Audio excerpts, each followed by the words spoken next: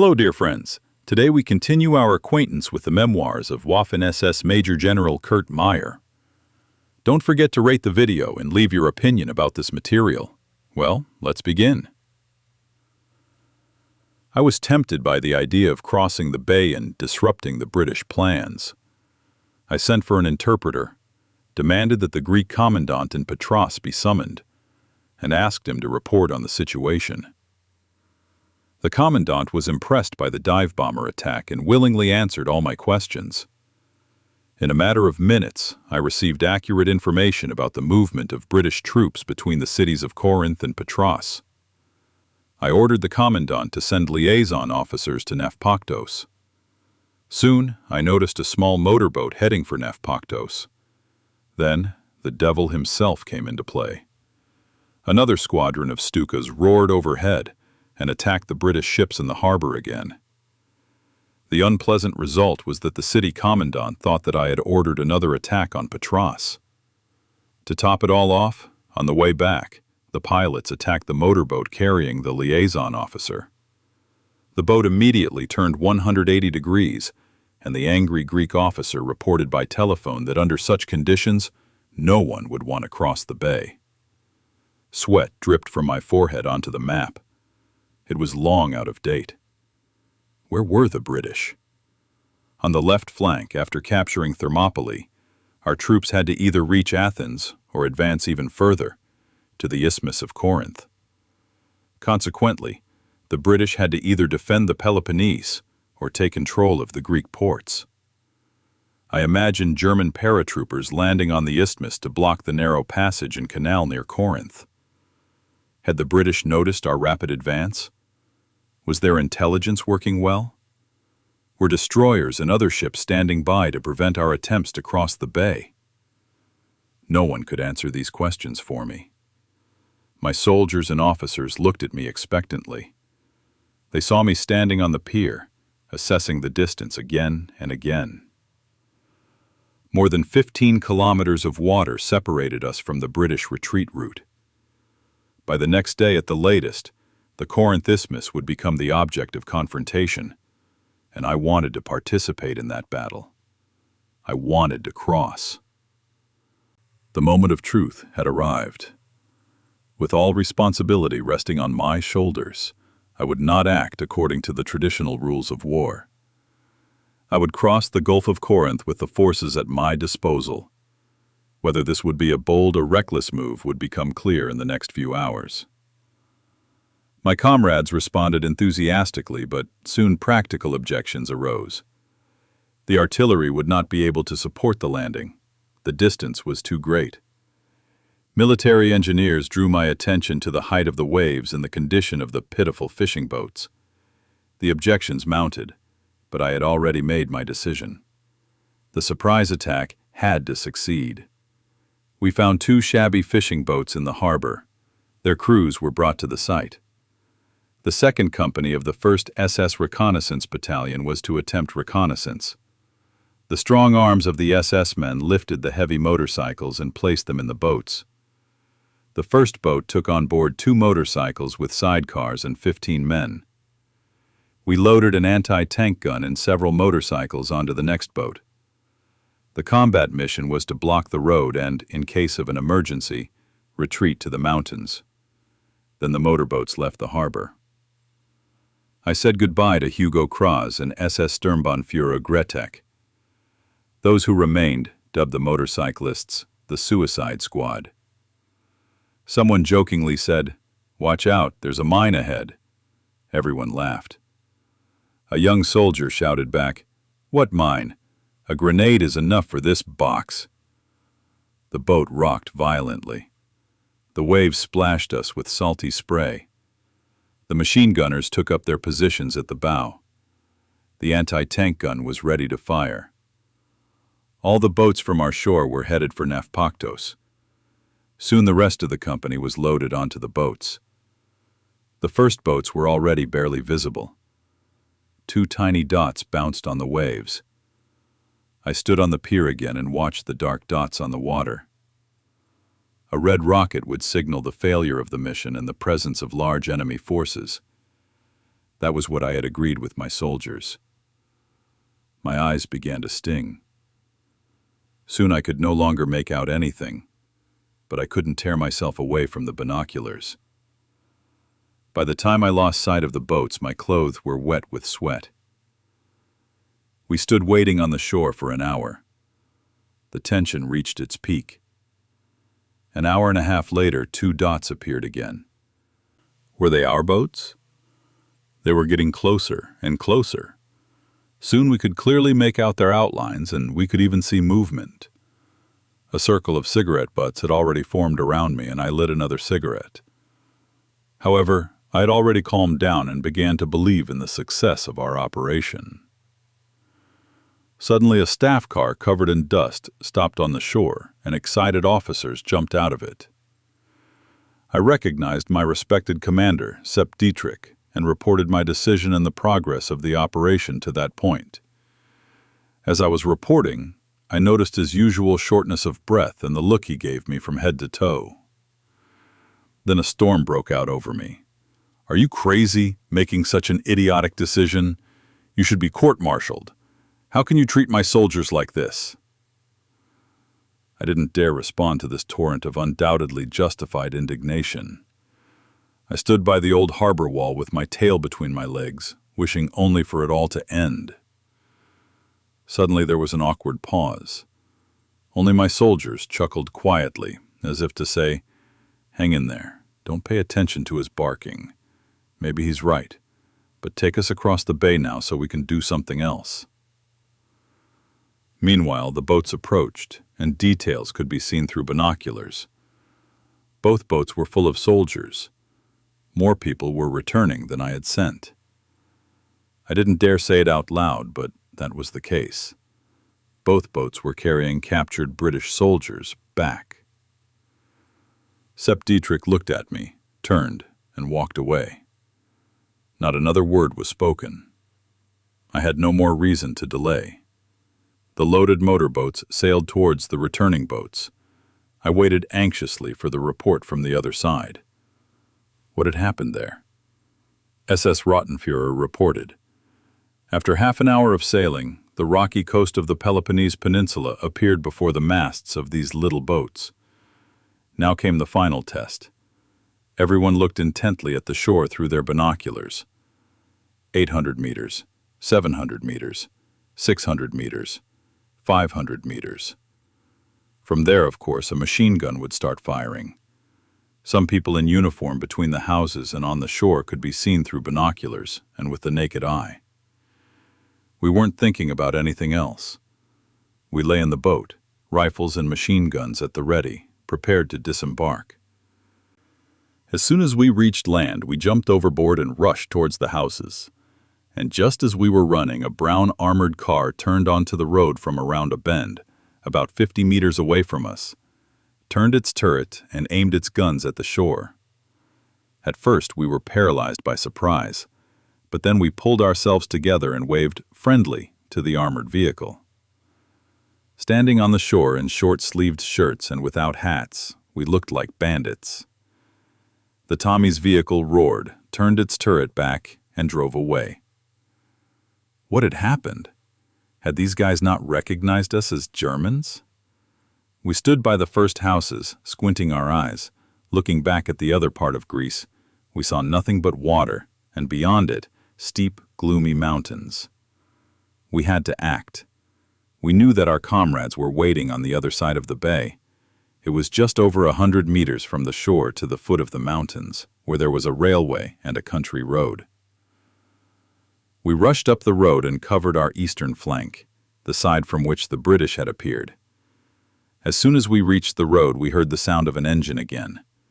The platoon commander ordered us to take cover. By that time, the local residents had already come out of their houses. Seeing the foreign soldiers, who had been hiding among the boulders and bushes, they threw themselves to the ground in fear. But our hearts were also pounding with excitement. An English messenger on a motorcycle appeared from around the bend, followed by a truck. The British were moving along the road without a care in the world, as the armored car had already conducted reconnaissance. We let the British get so close that we could read their license plates, until the shield with a feather and a knight's helmet with a cross, the emblem of the 4th Hussar Regiment, was above us. Then we quickly jumped up and shouted, "Hands up!" The brakes screeched. The British raised their heads and jumped out of the truck. The leg of the messenger on the motorcycle was feeling the ground. One Tommy shouted something, and his machine gun flew into the bushes. "Hands up! Hands up!" All the British soldiers dropped their weapons and raised their hands. Suddenly, one of our men ran out from around the bend and shouted, "Another truck is coming!" In a matter of seconds, an SS man jumped into the first truck and drove it off the road. The prisoners were quickly taken behind the houses. A second car appeared, again with a messenger on a motorcycle in front. The surprise and amazement were repeated. One of the Tommies only had time to exclaim, "Germans?" And indeed, the Germans were already here. In a few minutes, we captured more than 40 people, including 3 officers. They told us that they were heading for the port of Patras. None of the British had any idea that we had already crossed the bay. Their unit was still fighting near Corinth.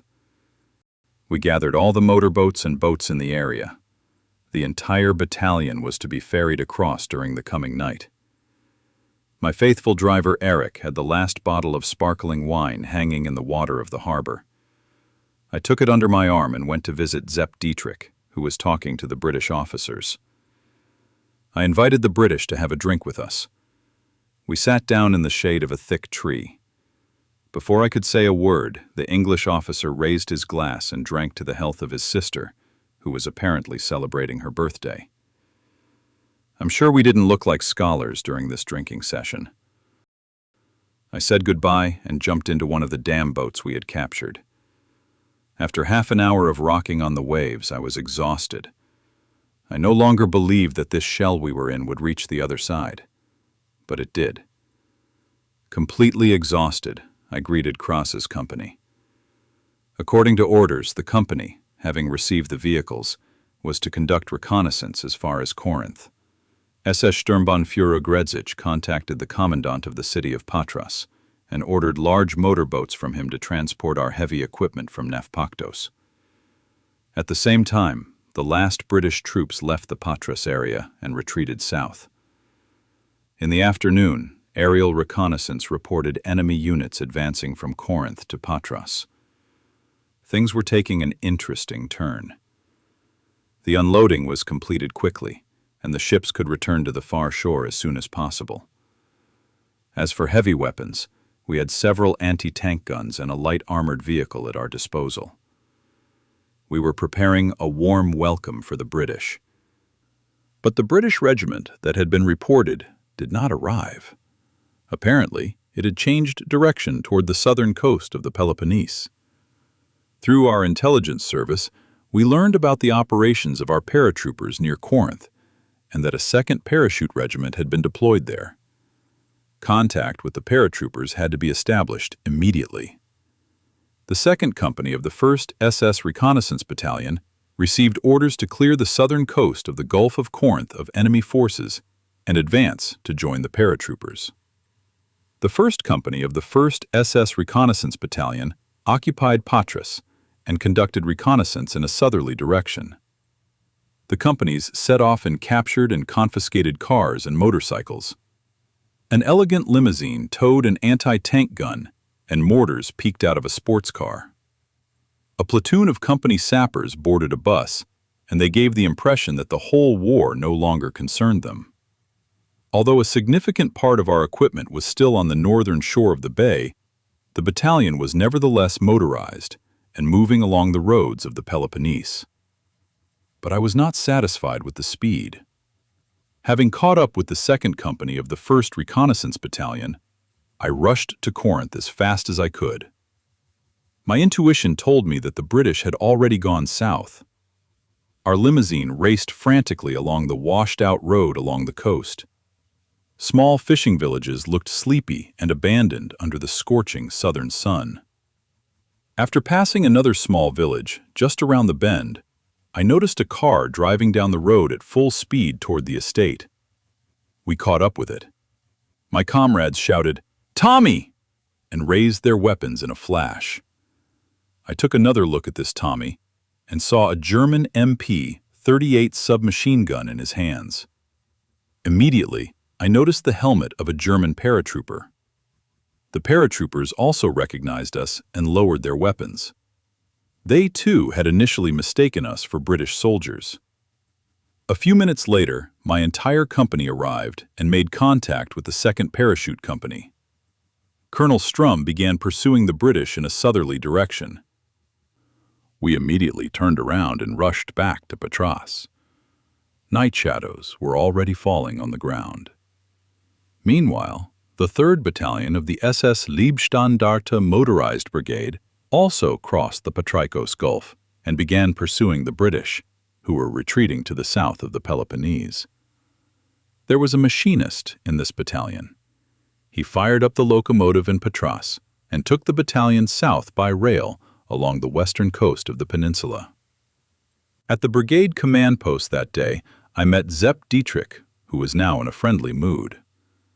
Everyone was silent while I reported to him that I had made contact with the paratroopers. With a smile, he held out his hand and said in his Bavarian dialect, "Hey, Kurt, yesterday I thought you were crazy. Now I take back my words. That was brilliant. Tell me how you came up with this crazy idea." I saw my adjutant behind me, already marking new passages on our map and glancing at his watch. I had barely given Sepp Dietrich the information he needed when he gave me a new assignment.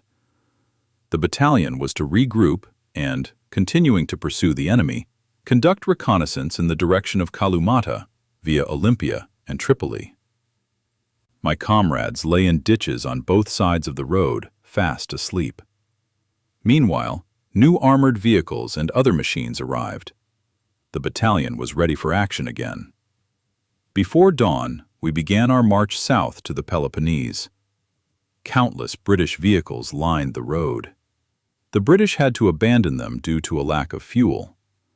Some of the trophies came in very handy. We even found intact armored personnel carriers and small Bren machine guns on them. The Greeks in Pyrgos greeted us with wine and subtropical fruits. I interrupted our march in Olympia and took my soldiers to the famous ancient Greek stadium.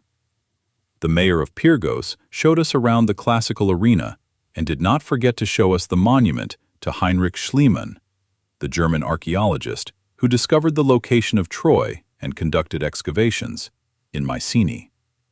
For over an hour, we wandered around the stone-strewn ground, admiring the amazing mosaics and impressive buildings of this historic site. In Tripoli, we joined up with army units that had attacked the British in the southern ports.